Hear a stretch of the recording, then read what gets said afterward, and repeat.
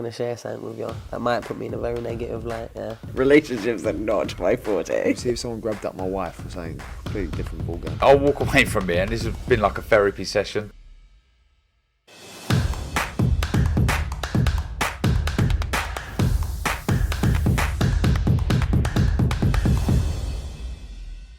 Oscar Bevis, IFL TV, proudly sponsored by Blast. Frak joins me, 5-0. Good to see you, mate. Thanks for giving me some of your time.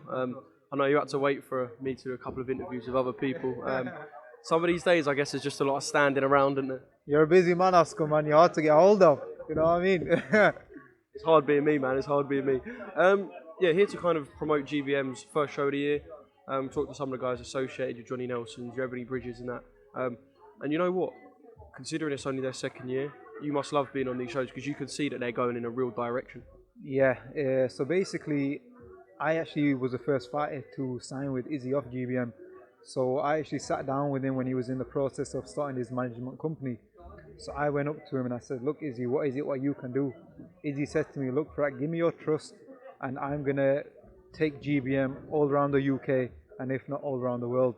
So I took his word for it and he actually delivered that as well because I had my debut and then 2 weeks later he took me out to Dubai to box on Amir Khan's crypto fight night at the La Perla. So then he stuck by his word, so everything he said to me or promised me, he's gone there and delivered it, and he's been fantastic, yeah. I mean, I know from speaking to thousands of boxers that perhaps at times it's a sport where there are people that it's not very easy to trust. Yeah, you know what I mean.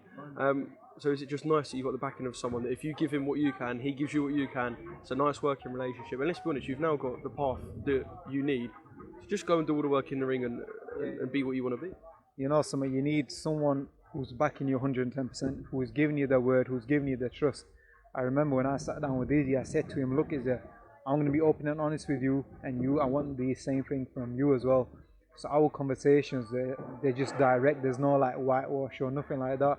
So Izzy knows me very well. I know Izzy very well.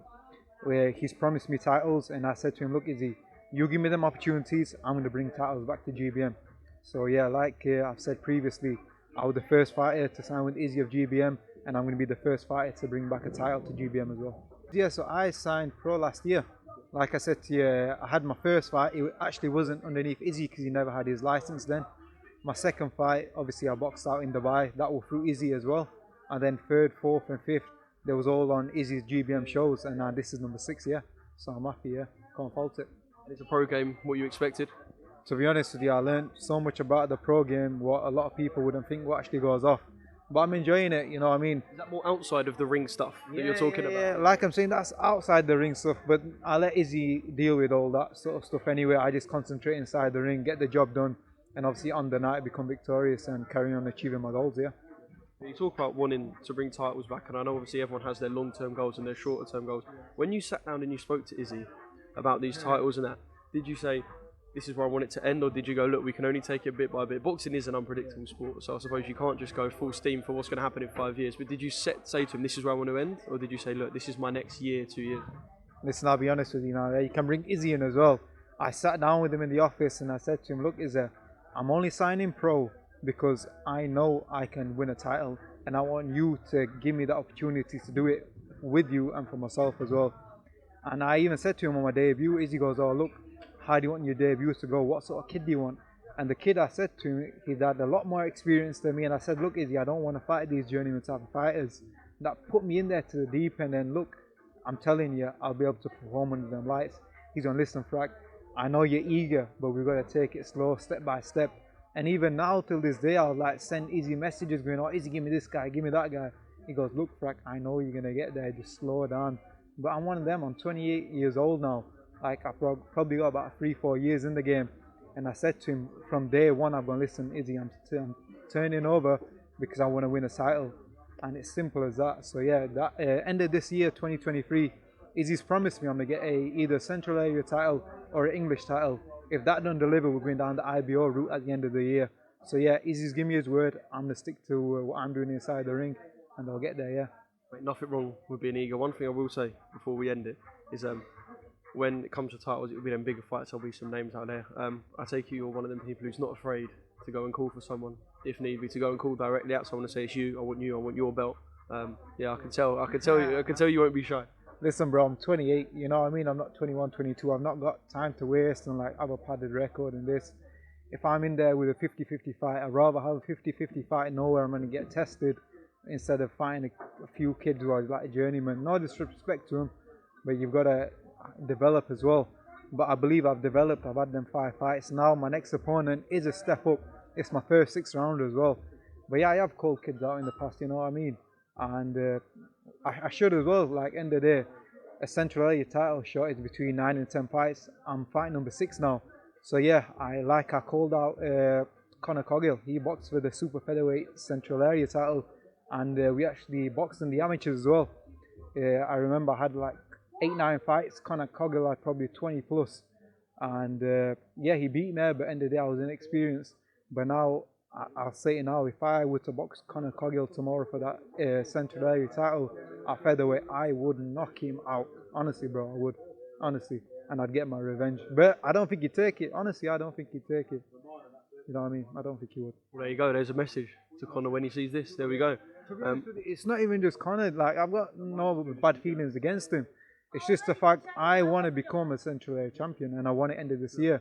And I know Conor Coggill's got it, and I believe that super featherweight title's vacant anyway. But obviously, Conor wants to defend it at featherweight. Give me another 3 more fights. Conor, 10 round. I'm ready for you, bro. That's superb. So one more thing, can we expect to see you end this year with a title around your waist? Bro, 110%. Look, Izzy's here. Izzy, come here, bro. Listen, Izzy, when sit down. Listen, he's not going to put me on the spot. Listen, when I signed pro with you, I'm going to ask you for more money. Listen, when I signed pro with you, yeah, what did I say to you? The first thing I'm going, Izzy, I'm going to win a title, yes or no? Yeah, listen, this guy don't say no to many fights, you know. He's pestering me and pestering me. I blow him up all the time on his phone. I go, look, Izzy, give me this opponent, give me that opponent. And he's kind of brushes it off. Yeah, I'm like, come on, Izzy. What it is, Frak, I've got to hold him back because he's taking guys on. I think it's just not the right time. I know your hunger says, but I'm thinking business here. We'll take them fight on when it's right for us and right for Frak Ali. He wants the names. He's not one of these boxers who just wants his record. He wants the big fights. He wants to take a chance. He don't care if it's in the way corner. He goes, you're the B side. He goes, I'm not bothered. We'll take the B side and listen, it's easy to work with people like Frak because opponents on issue. I can look at an opponent and think, right, I know if Frak will take him and he fancies his chances. Listen, still a lot of learning to do at the early stage, but so this time next year, if I didn't get him for the title, I think he's going to come after me, innit? So we'll get you a title. End of this year, look, that line me up to 9 fights. 9-10 fights end of this year. Oscar, what can I do? The demand's like that and the hunger's there. We'll do it. You know that I said to you, look, I want a central area title. Are you going to deliver it? You said, look, Frak, you've got my trust. Yeah. This year, end of the year, 9-10 fights, we're getting that title shot. Listen, we'll be calling them out. A couple of more wins. Let's get him a few more wins. Get them 6 rounders in there. Develop, and we'll be calling them out because 100%. He don't want anything else. He just don't want to. He just want to build a record. He wants titles and he wants to take them chances. And it makes it quite easy. My job easier because Frak wants him. We'll find an opponent, makes the deals right financially for him. It's got to make commercial sense. I always say to these lads, I know you've got the hunger, but my job as a promoter manager is to make sure you're financially seen right, and it's the right time for us. So that's important. And if it makes sense, make numbers make sense, and Frak wants it, his team want it, we'll have it. So get ready, super featherweights. This man's going to be calling you out in 2023.